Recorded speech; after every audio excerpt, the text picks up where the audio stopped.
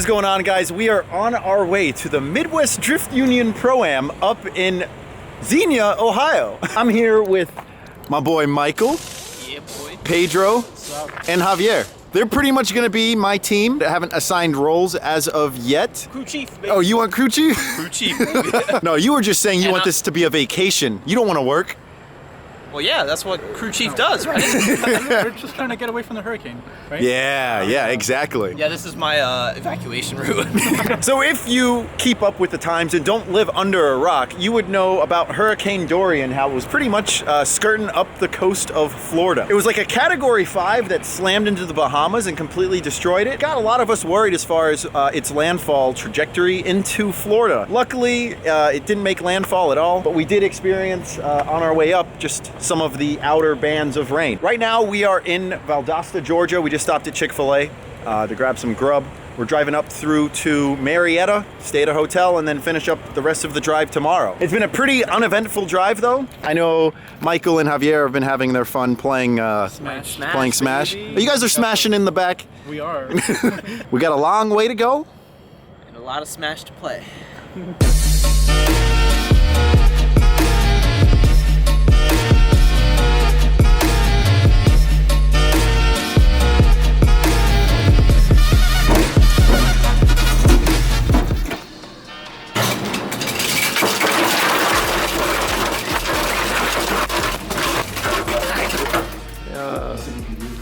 Yeah, like when I was walking through the hall.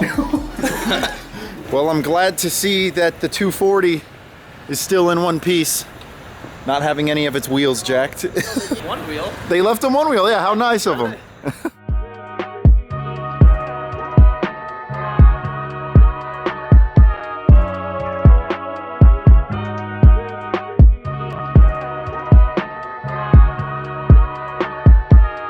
Alan, what just happened? Well, we were driving and all of a sudden I feel the rear of the truck shaking. I look back and I see a tire freaking completely obliterated itself. So now we gotta swap out a tire. That's why we got a spare. Came prepared. And right now we're on the side of the road, pretty much in the middle of nowhere. And Javi has to poop. Oh yeah. I gotta pee, okay? We're in town today.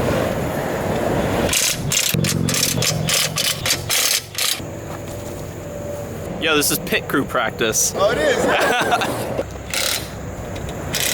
This kid had to pee. Had to pee. Come on, Javi. So how long did that take for us to change, boys? 10, 15? 15? Yeah. No, 10 to 15 minutes. Oh, 10 to 15 minutes? Yeah. While I recorded. Well, see, here's the thing. That's our only spare tire, so knock on wood. Fingers crossed. We're hoping it doesn't break. We don't have any other tire issues for the trailer. All right. But we're gonna get another one. If we were in the middle of nowhere, I'd just like stomp on the brakes and have you guys scream to see what Javi's reaction would be. Oh, he closed his mouth. I think he knows. Yeah, I think he knows. He's pretending right now. Okay, so we're at the hotel in Xenia, Ohio, and on our way up here, when we had swapped out that blown up trailer tire, we had the 240 idling on the trailer to be able to provide 12 volts to the tire filler upper. And while it was idling, we noticed a clutch smell. So I'm super concerned that, I don't know why the clutch would be going out. So we're gonna go ahead and re-bleed the clutch. I haven't done it in a while. It hasn't really needed it. But better safe than sound, especially the night before practice. Pedro and Javier, they're changing out the oil. I'm due for an oil change, just didn't have enough time to get it done prior to making the trip up here. And then we have Michael inside, bolting up a new fire extinguisher. The easy job. The easy job, yes. But Michael, it's super pivotal because it's a tech requirement. No. One crazy thing that happened earlier this week when we were trying to button up the car, it caught fire. That's why you see all of this white chalky powder that I wasn't able to clean off yet, and that's why we need a new fire extinguisher. Michael helped with the harness. Michael did help with the harness, yes. We spent the good majority of last weekend removing the harness out of the car and then taking out the bad section. So long story short, I took off the 8-gauge feed wire from the alternator, because in the wiring specialties harness, it's only a measly 8-gauge. And I've been having issues ever since I got the car with the ECU only seeing like 10.5 volts. So my tuner recommended that I step up the gauge size on the alternator and feed it to my power distribution block, which I did do with this 0-gauge wire you see. But my stupid self, when I initially installed that wire, I let the existing alternator wire ground itself out on the case of the alternator. And because that was technically still connected to the battery through the wiring specialties harness, it caught fire.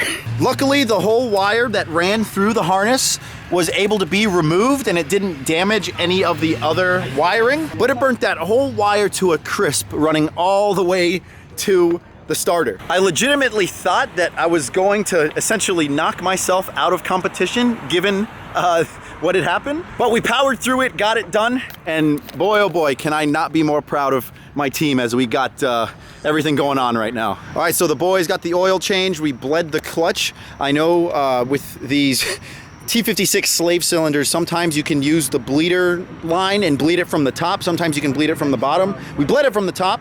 We're gonna see how it does, at least with some pulls out on the road here. And if it still feels like it's slipping, which it never really felt like it was slipping, but if it does, then we'll bleed it from the bottom tomorrow.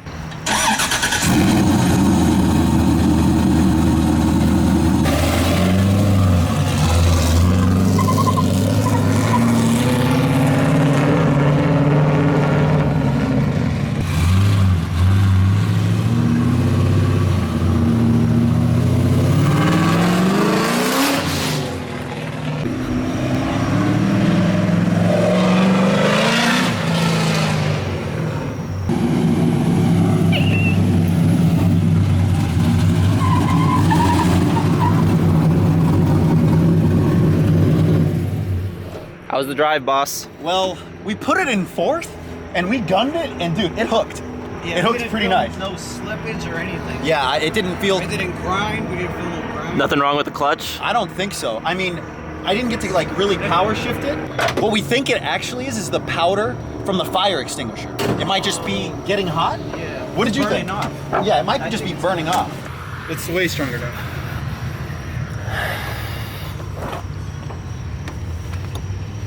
Yeah, I think it's okay. So I'm not gonna lie, this area of Ohio that we're in is kind of sketchy. There's a bunch of random people just kind of walking around the parking lot, and we talked to one of the Pro-Am drifters that I guess we're gonna see tomorrow. And he said that he basically parked his car over at the track. So we might do that, but before, what are you guys doing? But before we head over to the track to see if we can park this thing, I'm gonna treat these guys to some Donato's Pizza. One of my favorite places to eat at. You failed. Founder's favorite. Donato's Pizza, the best. It's good. Are you biting that? Michael, you're Italian. Tell me what you think. Mom. It's the best. Very good. Good. Dro? I wanted tacos.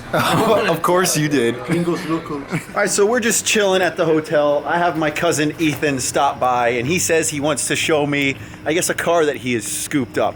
I'm thinking to myself as we're walking out, you know, what could it be? I know he's big into the Subarus, essentially. Saabs, yeah. Saabs, yeah.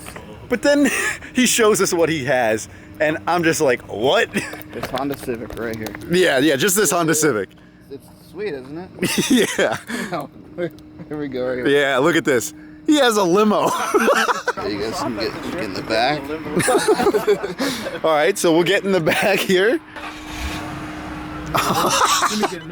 Wow. It's a 2003. It's got a VHS player. Okay. With a Really? TV. Yeah, check it out. Where? Wow. It's a TV. Oh, dude, riding in style. What does the control do? What is this? So there's a bunch of different things. Does it all work? Yeah. Turn the lights on, so then what is it? It's like a dial. Oh, I think I see it. Wait, no. There's 3 dials on the bottom. Oh, that's Okay, so that's one. You turn it off. There you go. There we go. Okay, so then that's that light. And then you have a stereo back here? Starting up. Should be connected to my phone. Let me see. So then you can play whatever off your phone. How are the speakers, though? The infamous Channel 3. Yeah. Drink holders and everything. I probably can't put this part in the video, but I'll still record it.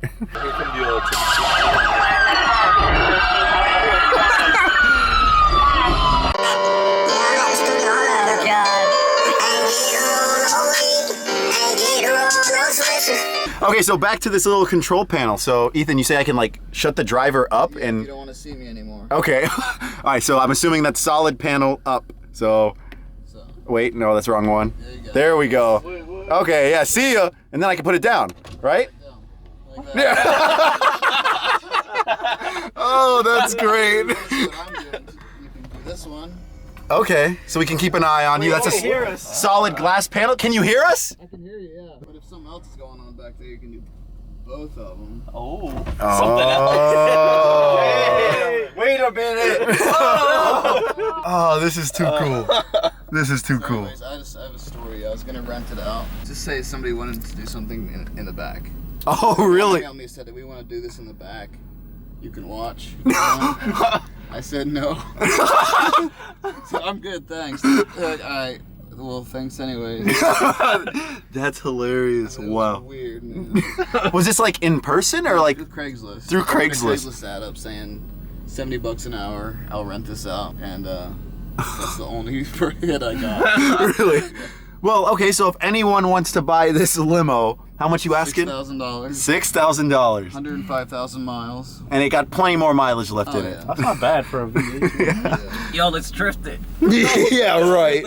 Yeah, right. All right, guys, we are going to enjoy a private night out in the limo around Xenia, Ohio, thanks to my cousin. So that's gonna be it for this video.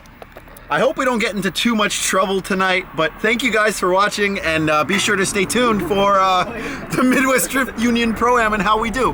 I'm nervous, but it should be fun. Hope you guys have an awesome one. See you next time. Peace. What's smoking a lot?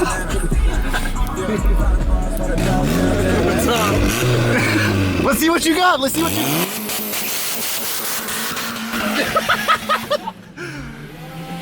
Oh, there you go. Downtown Xenia for you, boys.